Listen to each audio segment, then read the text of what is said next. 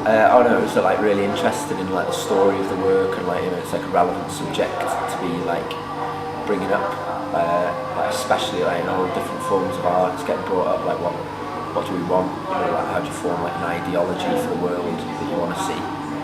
So this one I guess is like really individualistic like interpretation of like what Jane sort of like could see, but then also like mixing it up with like other people's stories and things. So I like that. My favourite bits are the sort of pottery things. I think they're amazing, and they sort of the more you're in that room, like the more there seems to be like they keep popping up sort of thing, and like you can almost get like quite an emotional sort of like feeling towards them in this sort of like wacky world that they're in, which just seems like totally like juxtaposed to like where we are in the city in this sort of like very clean space. I think I'd have to think about it a bit longer and like study a bit longer to understand how that really fits in with like the video and like how Jay's sort of like thoughts on the world jar or like fit in with the people that she interviewed.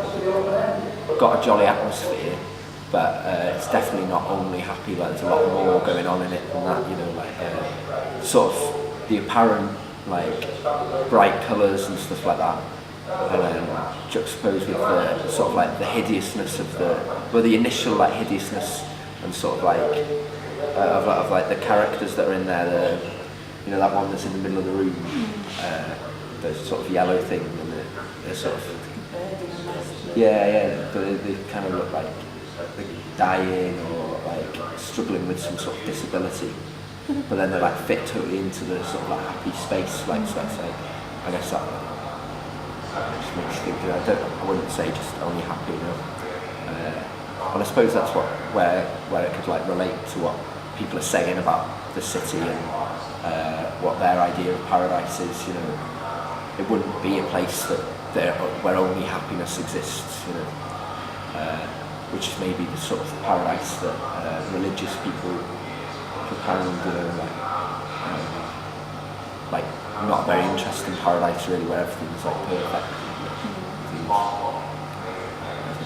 That's what makes them not hideous anymore when you put them in like context of where they are, and like this sort of like strange almost like wacky tree house sort of like environment that they're in, and sort of like they're draped over like parts of the world that are in there. And it don't seem so hideous anymore. And it's not tragic, even though it's got elements of tragedy to it. I didn't think of it as hideous. I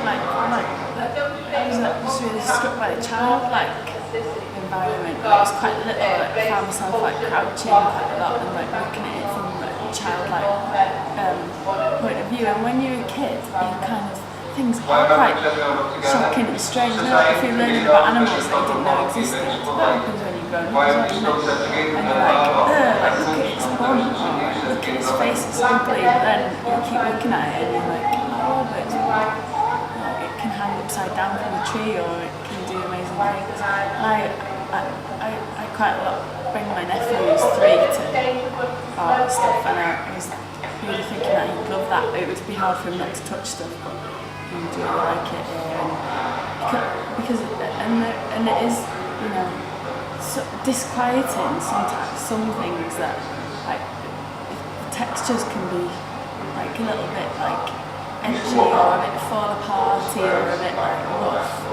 But misfit sort of but because it's in like this really happy environment, like overall it's like happy rather than sort of like the naivety of like the child sort of like appreciating stuff and just being like, wow, that's like mad looking, and not making an instant judgment on whether it's like a beautiful thing or a not beautiful thing. It's just like, because you learn about that, don't you? You learn about what's beautiful and what's not. You learn that like this is what we consider beautiful in our society, and this isn't what we think is beautiful.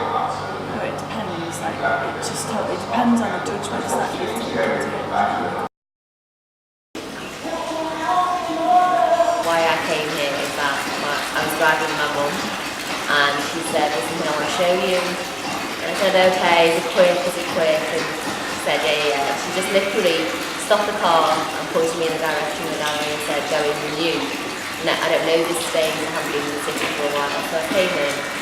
And there she was, up on a screen, doing what she does best, which is communicating this amazing feeling through so many different ways, and I'm always astounded how she's able to do that. This is her thing, this is how she makes me come to things that I might not ever have walked into before.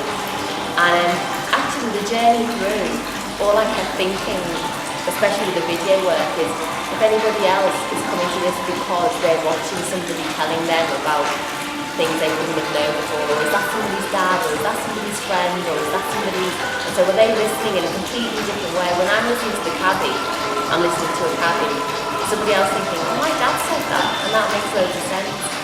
So obviously the video work resonated with me because I like hearing people's stories from people rather than seeing interpretations of stories told to me. Sort of, you lose one generation of how it's told, I suppose. And then the objects and the colour around everything, I wasn't sure.